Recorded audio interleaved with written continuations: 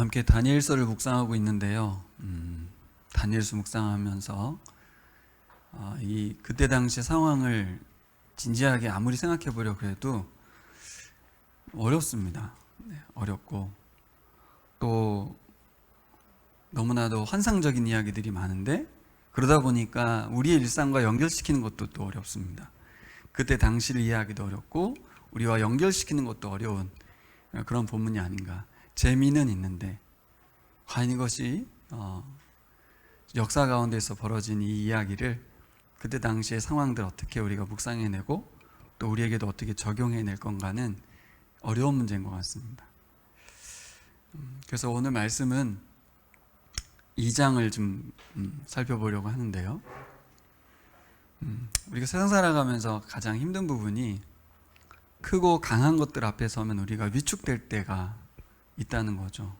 그리스도인이지만 현실에서는 강력한 것 앞에 서면 우리가 초라해 보이고 내가 감당할 수 있을까?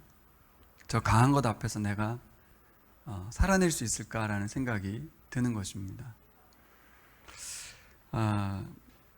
그럴 때마다 우리가 말씀이 주시는 은혜로 이겨내고 또 승리하고 그럽니다. 말씀 때문에 우리가 그 강력한 힘 앞에서도 꿋꿋하게 살아가기도 합니다. 저는 우리 그리스도인들에 대해 생각해 봤어요. 우리 교인들도 그렇고 특별히 우리 교우들이 그럴 것 같은데 우리는 남들처럼 수단과 방법을 가리지 않으면서 살아가는 사람이 아닙니다.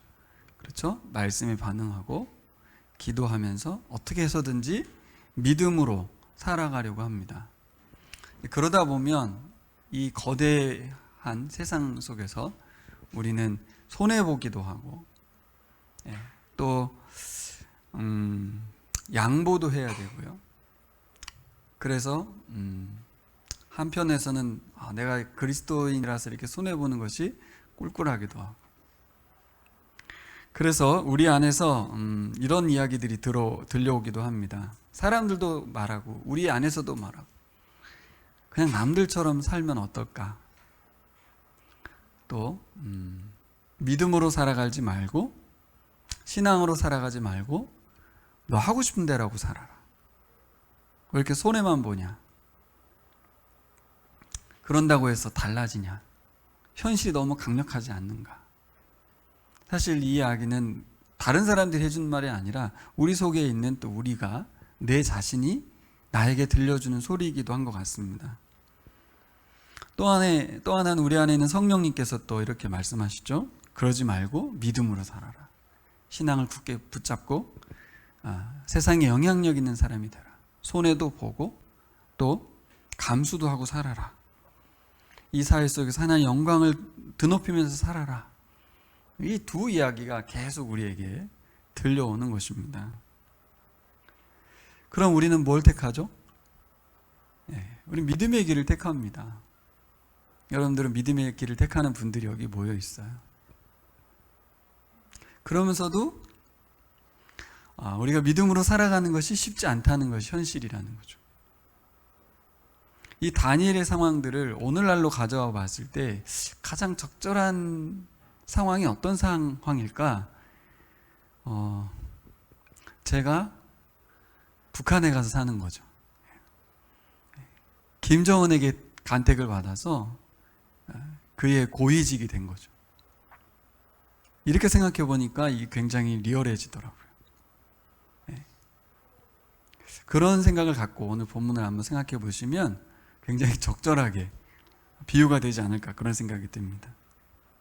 그냥 이 대한민국 땅에서 믿음으로 살아가는 정도가 아니고 생명의 위협이 자칫 실수하면 목숨이 날아갈 위협을 갖고 있는 그 사회 속에서 그곳에서 자리를 차지하면서 살아가는 그 사람이 믿음으로 살아간 이야기거든요. 그러니 우리 같은 이 자유 대한민국에 살아가는데 믿음으로 살아가는 것과는 좀 결이 다른 이야기가 다니엘서인 것 같습니다. 하지만 그곳에서 믿음으로 사는 거나 여기서 믿음으로 사는 거나 결코 다르지 않습니다. 같습니다. 어떻게 하면 우리가 이 땅 가운데서 하나님의 영광을 높이며 살아갈 것인가? 우리 안에서 계속 들려오는 소리를 제어하고 성령님이 원하시는 삶을 살아낼 수 있을까? 어떻게 하면 가능할까? 그것은 다니엘서의 원리나 지금 우리들의 삶의 원리나 같을 것입니다. 다니엘은 어떻게 그렇게 살아냈는가? 북한에서 제가 고위직으로 살아가면서도 믿음으로 살아가는 것과 별반 다르지 않는 그 믿음의 길을 어떻게 걸었을까? 어떻게 걸었습니까? 여러분 묵상해 보니까 어떤가요? 다니엘은 어떻게 그 거대한 제국에서 굴하지 아니하고 하나님의 영광을 드러내면서 믿음의 걸음을 걸었나요? 오늘 공과 공부를 한 우리 예랑이 다니엘은 어떻게 그게 가능했죠? 네? 네? 다니엘은 어떻게 그것이 가능했을까요? 우리가 그냥 볼 땐 다니엘 대단하다 이렇게만 보지만 물어야 하잖아요. 이게 큐티잖아요. 주님, 다니엘은 어떻게 이게 가능했어요? 우리는 어떻게 가능하죠? 이 예봄이 다니엘은 어떻게 가능했죠? 몰라요? 몰라요. 그렇죠. 그래서 설교를 듣고 있죠. 네. 우리 수아는 어떻게 생각해요? 다니엘은 어떻게 가능했죠? 오늘 성경을 보니까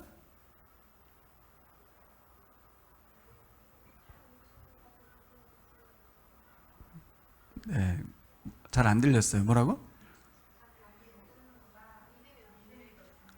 자기 목숨보다 믿음이 더 중요하게 여기는 그 믿음이 있었다는 거죠. 네, 맞습니다.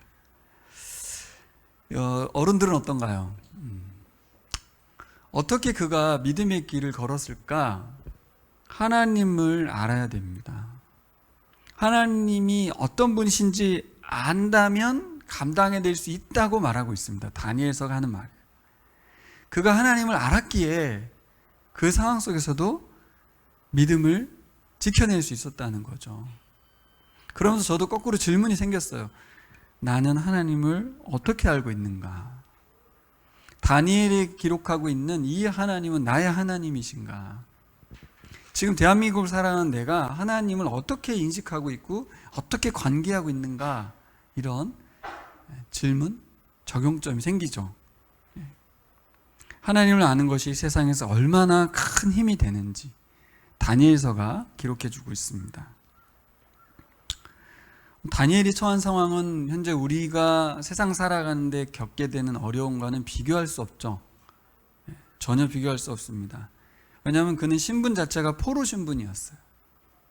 그리고 은혜를 받아서 공직의 자리를 차지한 거예요.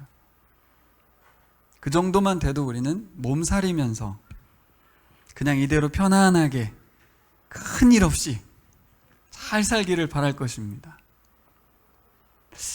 이게 이 시대의 신앙인들의 바람입니다.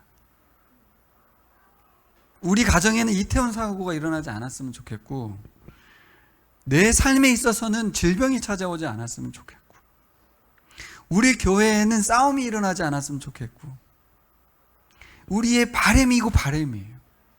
잘 생각해 보세요.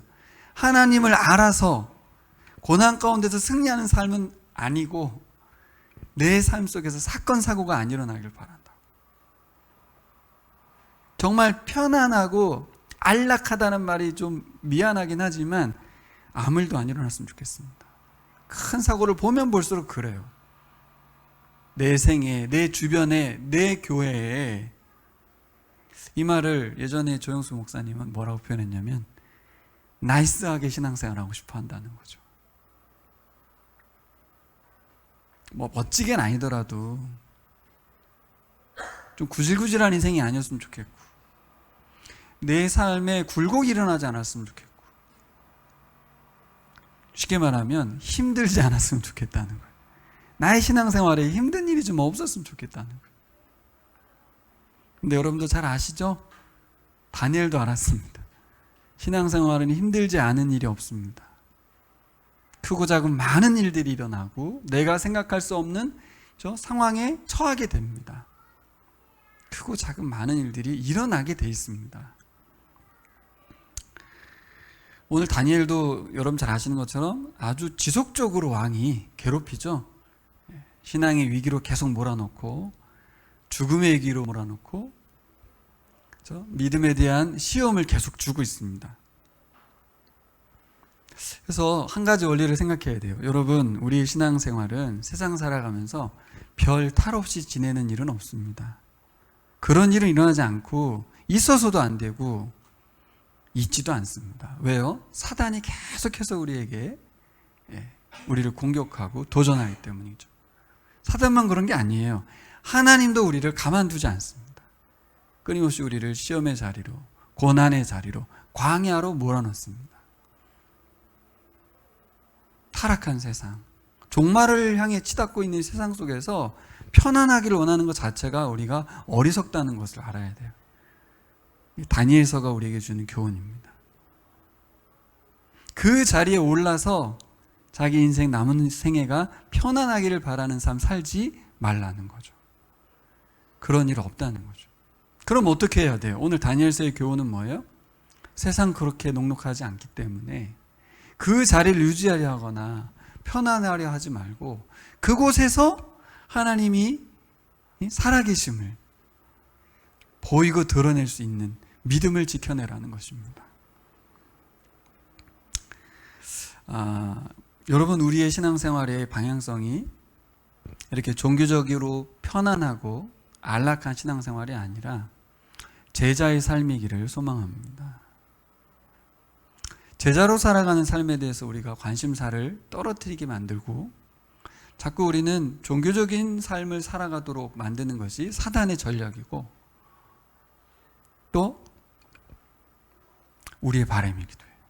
솔직하게 우리는 제자로 살기를 불편해하고 있고 사실 추구할 방향성인 것 같지만 거절할 때가 많습니다. 도전이 와도 우리는 저는 아직입니다 라고 하거나 저는 부족하다고 말하거나 다른 사람을 추천하겠죠.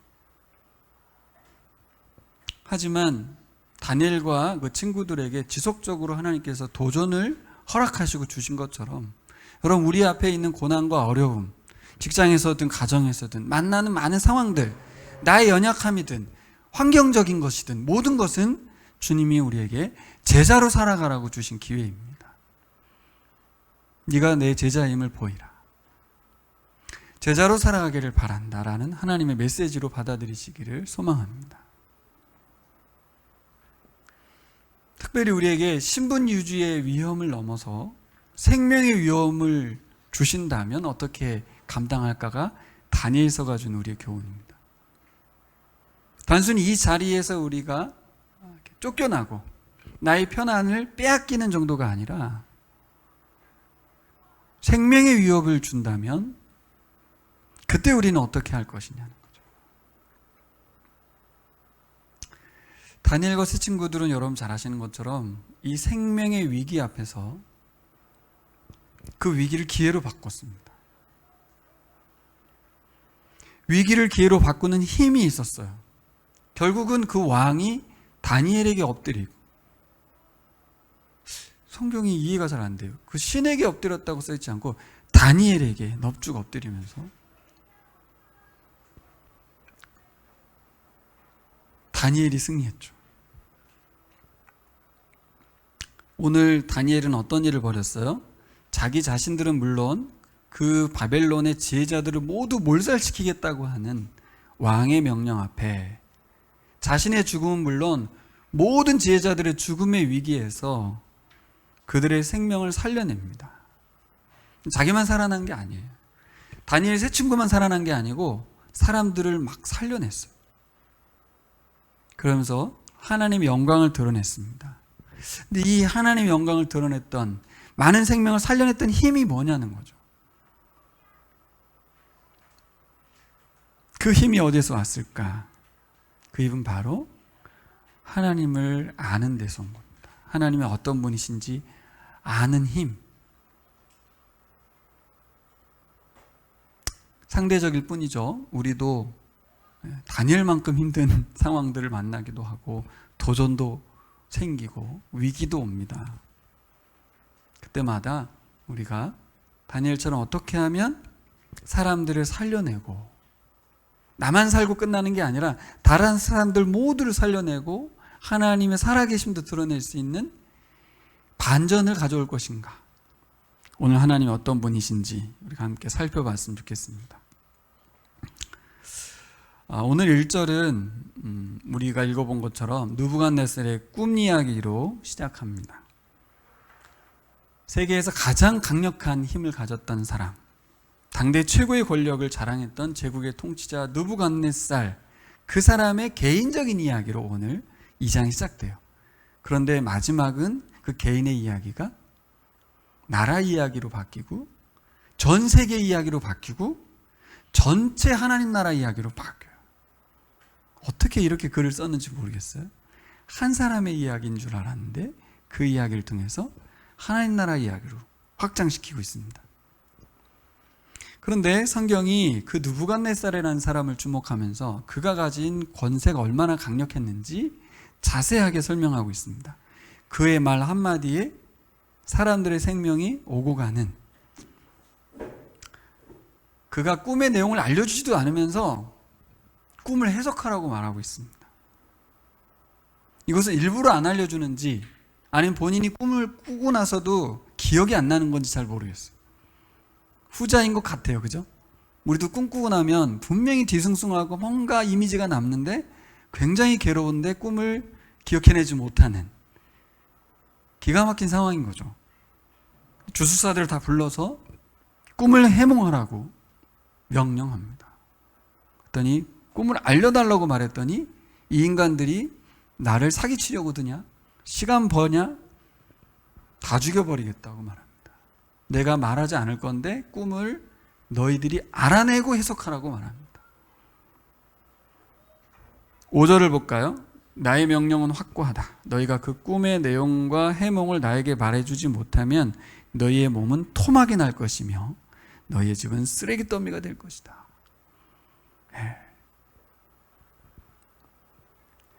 이 표현에 대해서 우리가 잘 생각해 봐야 됩니다. 너의 몸은 토막 날 것이다. 그냥 글로 읽으니까 그냥 왕이 대단하네 이지만 실제 김정은이가 저에게 이렇게 말을 하면 저는 굉장히 무서웠을 것입니다. 너의 몸을 산산조각 낼 것이야. 가루로 만들어 버릴 거야. 이 권세가 대단합니다. 그 집을 쓰레기더미로 만들겠다는 얘기는 나만 죽이겠다는 게 아니라 우리 집안을 완전히 멸절시켜 버리겠다고 하는 선언이죠. 아니 말도 안 되는 명령을 내리고서 꿈을 알아내기도 하고 해석해내지도 않으면 그냥 죽이겠다는 것도 아니고 산산조각 나겠다고 하는 이 위험 앞에 12절로 가볼까요? 이 말을 듣자 왕은 성이 나서 크게 화를 내며 바벨론의 지혜자를 모두 죽이라는 명령을 내렸다. 5절은 위협을 가한 정도였지만 12절은 드디어 다 죽여버리라는 명령이 떨어졌어요. 오늘날에 이런 권력을 갖고 있는 사람은 없죠. 없습니다. 그러나 고대 세계에는 이 권세가 엄청났습니다.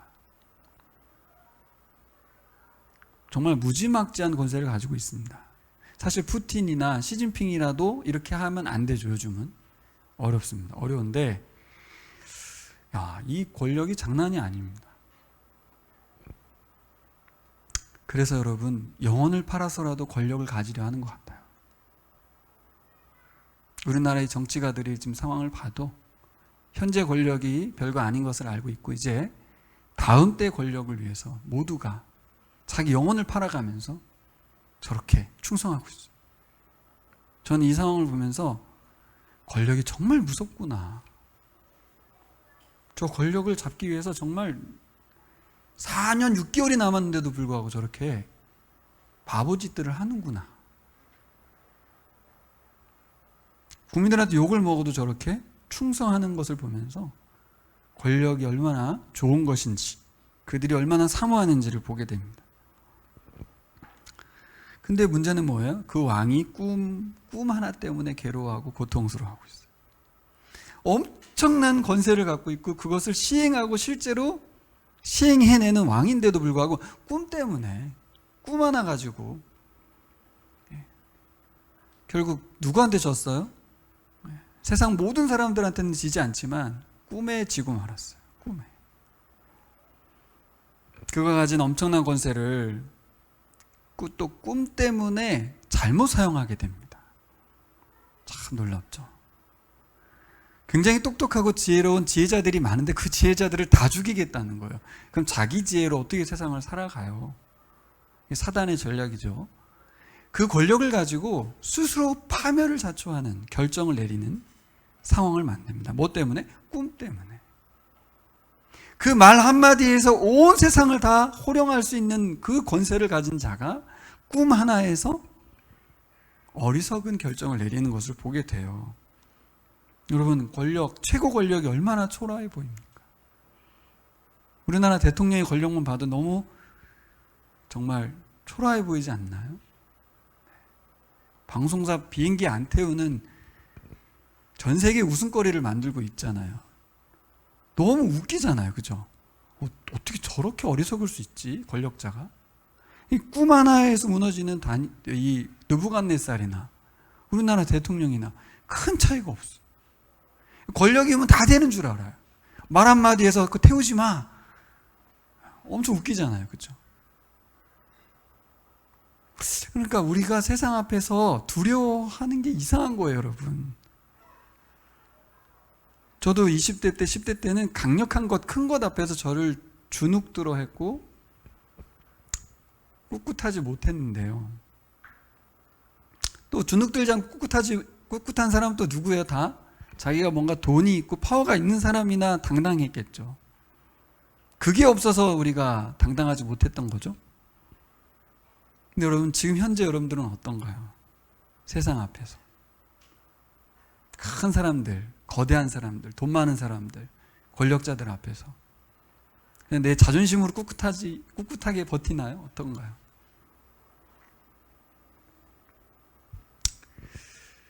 이렇게 대비되는 세상 최고 권력자가 꿈 하나에 어리석은 발언을 하고 많은 모습을 보았죠. 두 번째는 또 누구를 볼 수 있냐면 이 다 끌어모은 세상 지혜자들입니다. 당대의 지혜자들은 단순히 지혜자가 아니고요, 신과 연결된 자들이에요. 그냥 마술사와 주술사들이 아닙니다. 그들이 하는 말을 볼까요? 11절 보세요. 같이 읽어볼까요? 11절. 임금님께서 물으신 것은 너무 어려워서 육체를 가진 사람과 함께 살지 않는 신들이라면 몰라도 아무도 그 일을 임금님께 알려드릴 수 없습니다. 자, 무슨 말이냐? 너무나도 상식적인 이야기인데 사람은 알 수 없다, 그 말입니다. 사람은 알 수 없다. 또 누구도 모르냐? 육체와 함께하지 않는 신들이라면 몰라도, 이렇게 말했습니다. 그러니까 누구도 몰라요? 육체와 함께하는 신들은 모르는 거예요. 이 표현이 뭐죠? 신들이라면 몰라도, 그럼 우리는 몰라요? 사람은 몰라요? 육체와 함께하지 않는 신들이라면 몰라도, 이렇게 표현을 했는데 결국 무슨 말입니까? 여러분, 꿈의 영역은 신의 영역인 거예요. 사람은 몰라요. 맞는 말이에요. 그들은 그걸 알고 있어요. 근데 뭣도 알고 있어요? 자기들이 섬기고 있는 그 신도 모른다는 걸 알고 있어요. 결국 자기들이 섬기고 있는 신은 사람이 만든 신이라는 걸 인정하고 있는 거예요. 육체와 함께하지 않는 신들이라면 몰라도, 미지의 어떤 신이라면 몰라도 우리의 신들은 모릅니다가 되는 거죠. 스스로 커밍아웃 하는 거예요. 그들은 주술을 뭘로 해요? 신적 계시로 하고 있거든요. 결국 육체와 함께하지 않는 신들이라면 몰라도는 누구가 되는 거예요? 하나님이 되는 거죠. 그들은 그분을 모르는 대신 자기들과 함께하고 있는 그 신들은 알 수 없다라고 말을 하고 있습니다. 자기도 모른 채 자기가 스스로 고백하고 있는 것이죠. 우리가 섬기고 있는 신은 가짜다, 사람이 만든 신이다라는 거죠. 이것을 제가 어떻게 알 수 있어요? 그들이 그들의 신들에게 가서 묻지 않잖아요. 모른다는 거예요, 우리 신도. 답은 뭐예요? 모른다는 거죠. 여러분, 이 두 이야기, 그 권세자가 가졌던 엄청난 권력, 그 말 한마디에 천하를 호령하는 그 권력과 대비된 꿈, 또한 이 꿈을 해석하기 위한 세상 모든 지혜자들이 모여서 말한 이 이야기를 보면 한 가지 원리를 발견하게 됩니다. 그것이 뭐예요? 아무리 막강한 권세를 갖고 있는, 권력을 휘두르는 사람이라 할지라도 그가 사람이기 때문에 한계가 있다는 거예요. 한계가 분명하다는 거죠. 심지어 주술사리들이 말한 대로 뭐예요? 그들의 신들이라도 한계가 있다는 거예요. 하지만 하나님은 다르다는 거죠. 그분이 이 꿈의 주관자라는 것입니다. 여러분, 우리가 한계를 아는 삶이 복인 줄 믿습니다. 한계를 아는 것이 복입니다. 근데 우리가 한계 알죠? 내가 부족하다는 거 알아요. 우리 민집사님이 약하다는 거 알아요. 그게 복이 된다는 건 어떤 의미일까요? 하나님을 안다는 것이 복인 겁니다. 한계를 안다는 것으로 복이 아니라 한계를 정하신 분이 하나님이신 것을 아는 거죠. 주술사들처럼 신들이면 몰라도라고는 누구나 할 수 있습니다. 누구나 그렇게 말할 수 있어요. 우리가 한계가 있으니까 사람은 할 수 없죠. 사람은 한계가 있습니다. 저는 부족합니다. 말할 수 있어요. 하지만 아무나 하나님을 찾진 않아요. 하나님이 한계를 정하신 분이라는 걸 아는 사람이 별로 없어요. 여러분 아시기를 소망합니다. 사람의 한계를 정하신 분이 하나님이심을 알기를 소망합니다. 우리 예랑이가 좀 알았으면 좋겠어요. 이걸 알면 인생이 바뀔 거예요. 세상에 많은 지식을 가지려 할 필요가 없고 세상에 사람의 한계를 정하신 분이 하나님이심을 아는 것, 그것이 지혜입니다. 오늘 다니엘이 지혜자죠. 왜 지혜자입니까? 그래서 그가 한 행동이 뭐예요? 14절부터 19절까지 볼까요? 한계를 아는 사람의 지혜는 뭐예요? 그가 14절부터 어떻게 합니까? 14절 가볼까요? 다니엘은 바벨론의 지혜자들을 죽이려고 나온 왕의 시위대 장관 아리옥에 가서 슬기로운 말로 조심스럽게 물어보았다. 임금님의 명령이 어찌 그렇게 가혹합니까? 아리옥이 다니엘에게 그 일을 설명해 주었다. 15절의 말, 이 말이 굉장히 의미 있는 말인 것 같아요. 제가 보기에. 임금님 명령이 어찌 그렇게 가혹합니까? 세상 놀라운 권세를 가지고 있는 그 사람이 그 권세를 그렇게 사용합니까? 불쌍합니다. 안타깝네요. 쯧쯧쯧 하는 거죠. 그 말을 들은 일반적인 사람이라면 이제 우리가 죽었다. 어떡하지? 하나님께 기도해야 되겠다. 살려달라고 해야 되겠다. 이런 반응이 아니고 임금님의 명령이 어찌 그리 가혹합니까? 세상 모든 지혜자들을 데리고 있는 그 임금님이 왜 이렇게 어리석습니까? 그게 보이는 겁니다. 왜 그게 보여요? 다니엘은 사람의 한계를 정하신 하나님을 알고 있거든요. 근데 느부갓네살은 그것을 몰라요. 왜 몰라요? 하나님을 알지 못해. 사람의 한계를 정하신 하나님을 알지 못하기 때문에 어리석은 거죠. 그 권력을 그렇게 사용합니까? 우리 대통령도 하나님을 잘 알지 못하는 것 같아요. 말 한마디에서 그 권력 그렇게 사용하잖아요. 얼마나 가벼워 보입니까? 여러분, 세상은 모든 진리를 이렇게 정하고 있습니다. 돈이면 다 된다. 힘이면 다 된다. 푸틴이 그래서 전쟁을 벌였죠. 근데 그렇게 되나요, 지금? 하나님 그렇게 놔두나요? 그렇지 않습니다. 트럼프도 그랬죠? 돈이면 다 된다고 생각해서 그렇게 했는데 되냐고요? 되지 않습니다. 힘이면 다 된다고 생각했는데 안 되는. 시진핑도 그렇게 하고 있죠? 김정은도 그렇게 하고 있죠? 우리나라의 대통령도 그렇게 하고 있어요. 권력자들은 권력에 취해서 하나님을 모릅니다. 그래서 그는 안수해주는 목사님들을 이용하고 있죠? 자기가 그 머리 꼭대기에 있는 거죠. 그들은 목사 위에 있잖아요. 그죠? 그게 자기가 지혜롭다고 생각하는 거죠. 여러분, 사람의 한계를 정하신 하나님을 아는 다니엘은 권력자 앞에서 당당했습니다. 하나님을 알기 때문에. 사람의 한계를 알기 때문에 지혜롭게 행동합니다. 그의 첫 번째 지혜는 뭐예요? 그 한계를 하나님께 가져간 거죠. 한계를 정하신 그분께 가져간 겁니다. 두 번째 지혜는 그 한계를 아는 사람들에게 갔습니다. 그 친구들에게 갔죠. 18절, 그 친구들에게 말하였다. 너희와 나는 다른 바빌론의 지혜자들과 함께 죽지 않도록. 자, 이 표현이 주목해 봐야겠죠? 자기들만 살겠다는 게 아닌, 그들의 신앙이 자기들만 살아남고 유대인만 살겠다는 게 아니라 제자들 살리겠다는 거예요. 이게 하나님을 아는 자로서 바른 태도겠죠? 하늘의 하나님의 긍휼을 베풀어 주셔서 이 비밀을 알게 해주시기를 간구하자, 이렇게 말합니다.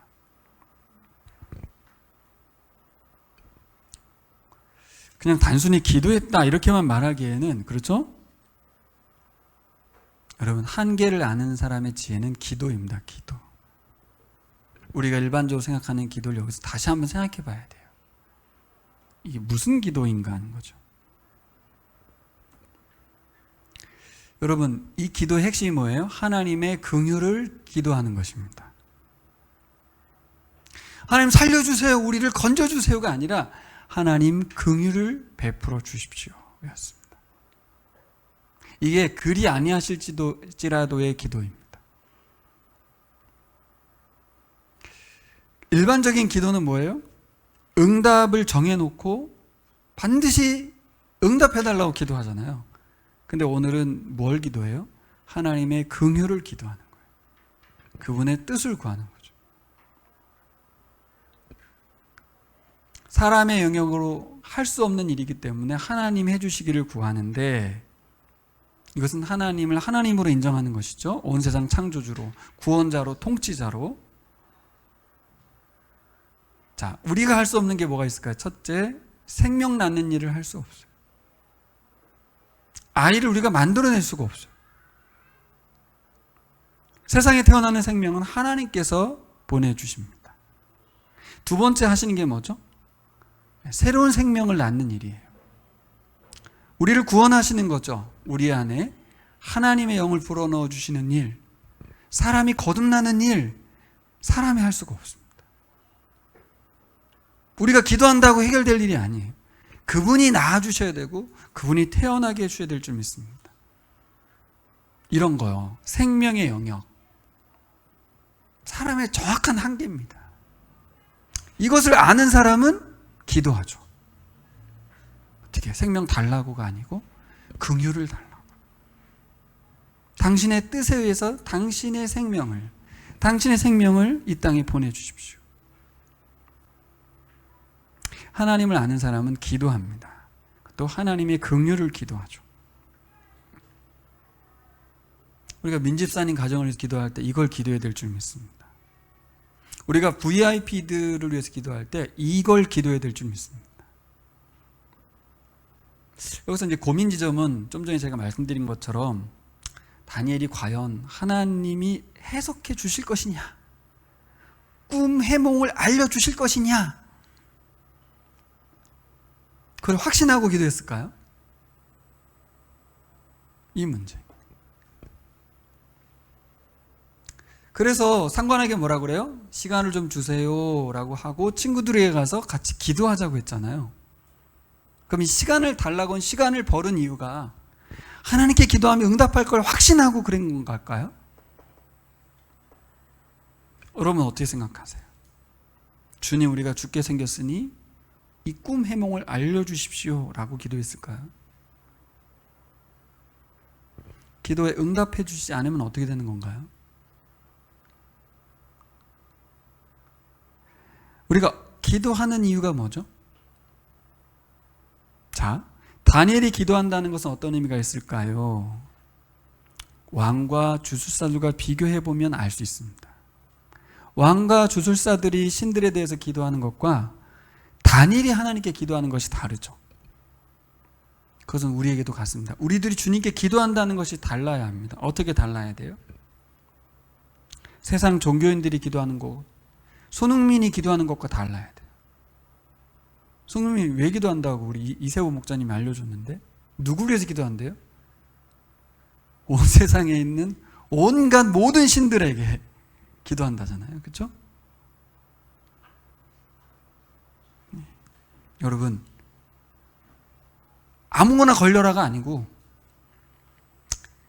하나님 내 기도를 들어줄 걸 확신한다가 아니고 하나님이기 때문에 기도하는 것입니다. 할렐루야.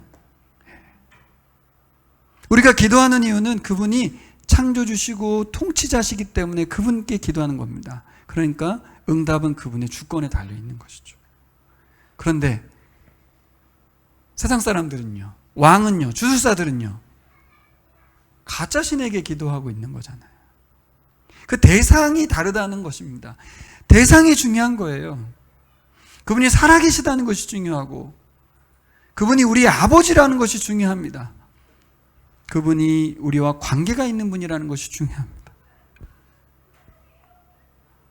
그래서 우리가 한계를 알고 있기 때문에, 어떤 한계예요? 우리는 하나님 뜻을 다 알 수 없기 때문에, 하나님 이 순간 이 상황에서 기도에 응답해 주시지 않을 수도 있다는 가정을 하고 기도하는 것입니다. 왜요? 우리는 하나님이 아니잖아요. 몰라요. 그러니까 풀무불에 들어간 다니엘이 뭐라 그래요? 그리 아니하실지라도. 이건 어떤 의미예요? 하나님을 신뢰한다는 말이죠. 우리는 하나님을 신뢰하며 기도합니다. 할렐루야. 그분이 선하시고 그분의 뜻은 선하다는 믿음 가운데서 기도합니다. 그리 아니하실지라도, 꿈 해몽을 지금 안 해주실지라도, 풀무불에서 우리를 건져내지 않으실지라도 그분은 하나님이시라는 것입니다. 할렐루야. 여러분, 기도하는 것은 하나님을 온 세상 통치자로 믿는 구체적인 행위입니다. 우리가 신앙인이라는 것의 반증이기도 해요. 이해되시나요? 우리가 지금 믿고 있다는 반증이 바로 기도하는 것입니다. 두 번째 우리가 생각해 봐야 될 이 지점에서, 지혜자는, 특별히 다니엘이 왜 지혜자냐?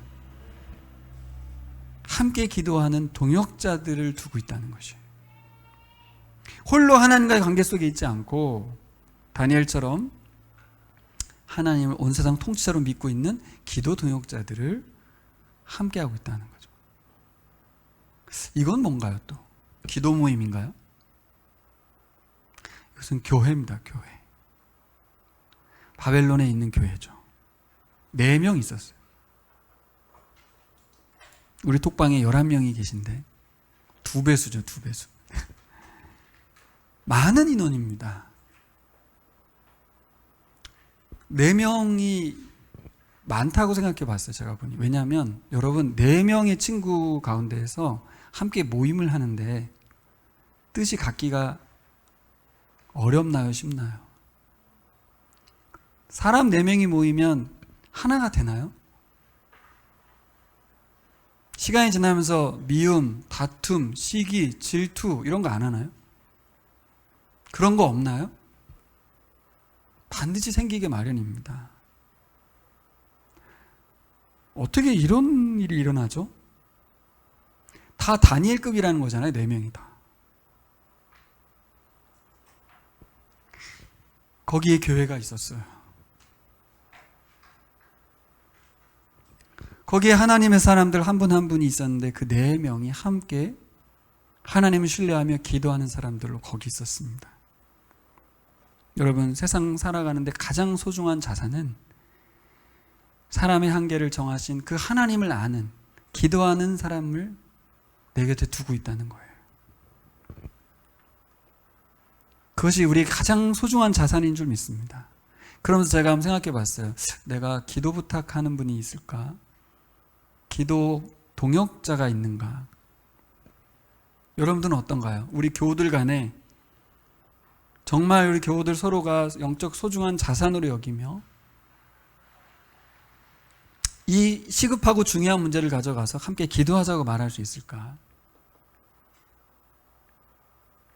각자 해결하지 않을까? 그래서 제가 4명이라는 것이 굉장히 위대하다고 본 거예요. 어렵습니다. 사람은 모이면 선한 모임이 되지 않아요. 시기하고 질투하고 갈등하고 분열합니다. 서로가 비교하죠. 근데 하나님을 인정하고 기도하는 사람들, 이 사람들의 모임을 보면서 제가 소망을 가졌어요. 이 민족의 소망은 이 4명에게 있는 거예요.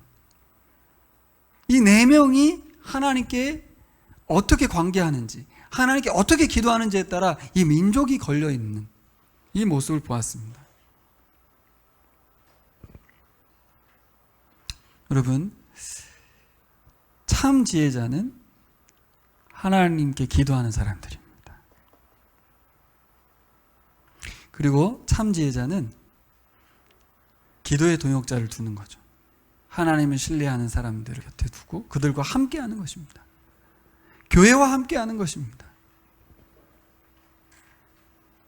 다니엘에게 시간을 벌고 가서 기도할 대상자가 있었다는 게 너무 저는 좋아 보이는 거예요.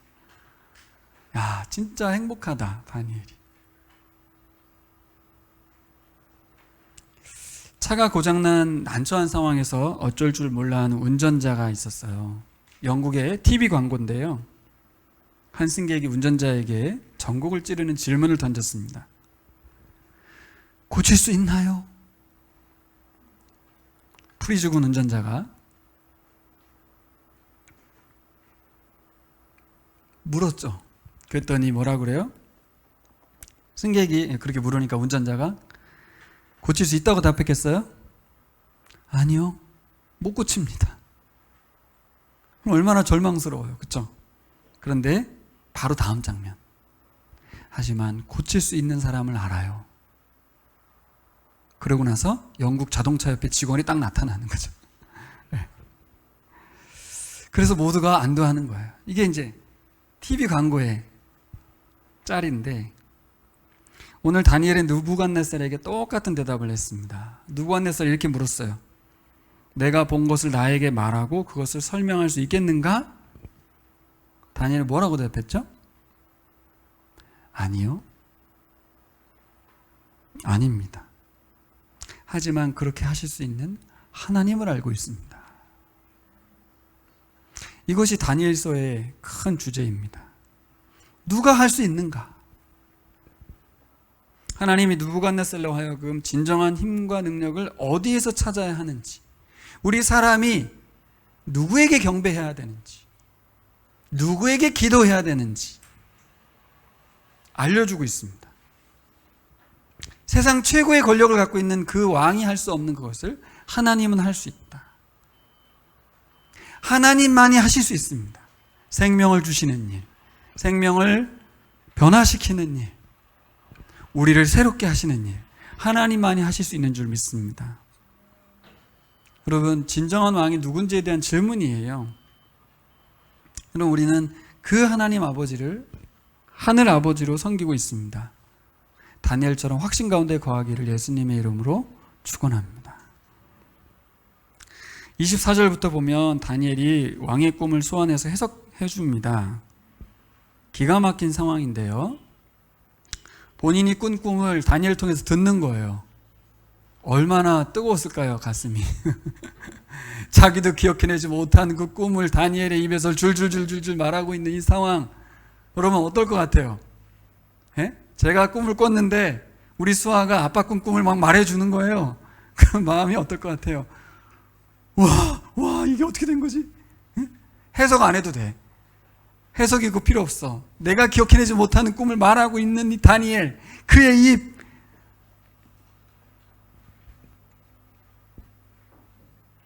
근데 거기다 해석까지 해주잖아요. 여러분, 다니엘의 입을 통하여, 그의 입술을 통하여 하나님이 말해주고 있습니다.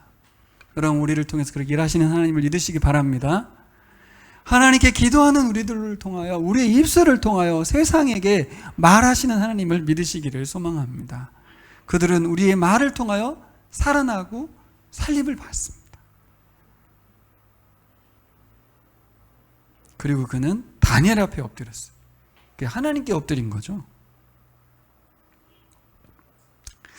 오늘 여러분 보신 그 장면 잠깐 설명해 드리면, 느부갓네살이 본 신상 어떻게 생겼어요? 위에는 금신상으로 있죠. 금머리를 하고 있었어요. 밑에는 뭐가 있었어요? 진흙으로 된, 토기로 빚어진 발을 하고 있었어요. 이게 뭐예요? 금속과 진흙의 혼합물로 된 뭐예요? 엉터리, 모순이라는 거예요. 이 제국이 모순이고 느부갓네살이 모순이라는 거예요. 느부갓네살이 이 꿈을 듣고 나서 해석할 거 아니에요. 이게 저게 나라는 얘기야? 아니면 다른 나라 왕이란 이야기야? 뭐지? 근데 돌이 날라옵니다. 돌이 날라와서 박살을 냅니다. 그 신상을. 누가 봐도, 우리가 봐도 이거는 느부갓네살 이야기인데 자기가 자기 이야기로 듣겠습니까? 그럴 리가 없죠. 그리고 그는 신상을 세우죠. 바보죠, 바보. 자기가 그렇게 된다는 걸 알고 하늘의 하나님 앞에 엎드리기보다는 그 꿈을 말하는 다니엘 앞에 엎드리긴 했으나, 그 지혜자는 하나님을 모르기 때문에, 그분을 세상 유일한 신으로 섬기고 싶은 마음이 없기 때문에, 자기가 신이기 때문에 형식적으로 잠깐 하나님 앞에 엎드렸긴 했지만 결국 이 꿈의 내용대로 그는 몰락하고 맙니다. 여기서 날아온 돌은 어떤 의미예요? 역사적으로 보면 당시 세계에서의 그 다음 때의 그 지역을 통할했던 왕을 의미해요. BC 2세기경에 안티오커스 에피파네스라고 하는 그 세력을 말합니다. 그리고 좀 높게 보면 로마 제국을 말할 수 있어요. 로마 제국이 바벨론 제국을 무너뜨리고 그 나라를 통치할 것을 말할 수 있어요. 근데 좀 더 나아가면 하나님 나라를 말할 수 있죠. 하나님 나라가 이 세상의 왕들의 권력자들을 돌이 날아와서 모두 무너뜨리고 세워질 하나님 나라를 말하고 있어요. 예수 그리스도가 가져온 복음입니다. 이 세상은 모순 덩어리로 가득해요. 근데 그것 앞에서 우리는 주눅 들어 있어요. 믿는다 할지라도 우리는 그것에 타협을 보거나 아니면 우리도 날쌘 신앙생활을 추구할 수 있었어요. 하지만 다니엘서는 우리에게 그렇게 하지 말라는 거예요. 하나님을 안다면 그렇게 하지 않을 거라는 거예요.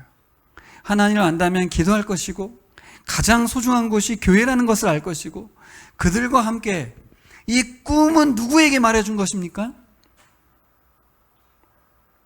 느부갓네살에게 말해준 게 아니고 다니엘에게 말해준 거죠. 그 교회에게 알려준 겁니다. 여러분에게 이 꿈을 알려준 겁니다. 우리는 어떤 나라를 살아요? 하나님 나라를 살아요. 날아온 돌의 나라. 이 세상을 모두, 이 세상 통치자들을 주관하고 계신 하나님이 통치하시는 나라. 그 나라가 예수님을 통해서 이 땅에 이미 임한 줄 믿습니다.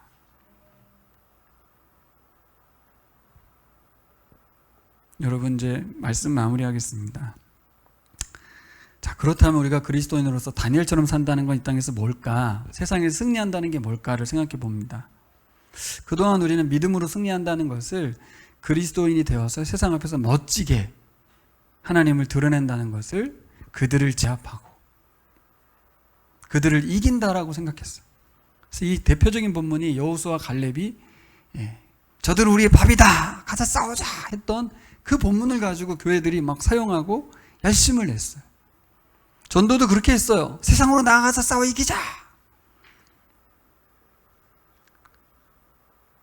다니엘처럼 믿음으로 살아간다는 것은 이 방식을 말하는 게 아닙니다. 예수님이 가져온 나라는 그 방식으로 하지 않았죠? 로마를 무너뜨리지 않았고, 로마에게 돌을 던지지 않았고, 십자가를 지는 방법을 사용했어요. 제자들을 낳았고 교회를 세웠죠. 저들은 우리의 밥이다가 아니라 예수님이 밥이 되어주셨어요. 그분이 살과 피를 찢어서 나눠 먹이가 되어주셨어요. 교회는 세상에 밥이 되어야 되는 거죠. 우리가 먹히는 사람들이 되어야 되는 것이죠. 하나님 나라의 원리는 세상과 반대입니다. 우리가 그들 앞에 당당한 이유는 돈이 있고 권력이 있고 힘이 있어서가 아닙니다. 우리 교단이 이번에 1000개 교회가 들어오는 환영식을 한다고 저도 오라고 막 초청하고 막 자랑하고 막 그랬는데, 그렇게 해서 권력을 막 추구하는 모습이 아니고 밥이 되는 것입니다. 힘을 모으고 세력을 규합하는 방법이 아닙니다. 다니엘도 그 방법을 썼습니다. 뭘로요? 사람들을 살려냈잖아요. 그렇죠? 사람들을 살려내는 방법이 뭐예요? 하나님께 기도하는 거였어요. 그분이 일하시도록 맡기는 것이었습니다. 자기 자신들이 출세의 도구로 사용하지 않았고, 그렇죠? 조건을 걸지도 않았어요. 이 꿈 해몽해 주면 나 어디까지 올려줄 겁니까? 이렇게 하지 않았습니다. 여러분, 우리가 한계를 아는 사람으로서, 지혜자로서 우리가 기도하는 사람인 줄 믿습니다. 하나님이시기 때문에 기도하는 것입니다. 기도해야만 한다가 아니라 기도하는 것이 바로 하나님을 하나님으로 인정하는 삶인 것 같습니다. 이제 우리가 저의 생각에서 나왔다기보다 우리가 회의 가운데 나왔던, 우리 연말에 우리 이주민들 초청하고 VIP들 초청해서 함께하는 것들이 단순한 행사가 아니라 하나님의 개입이 있고 은혜가 있는, 우리가 함께 기도로 함께하는 그런 시간이 되었으면 좋겠다는 생각이 들었습니다.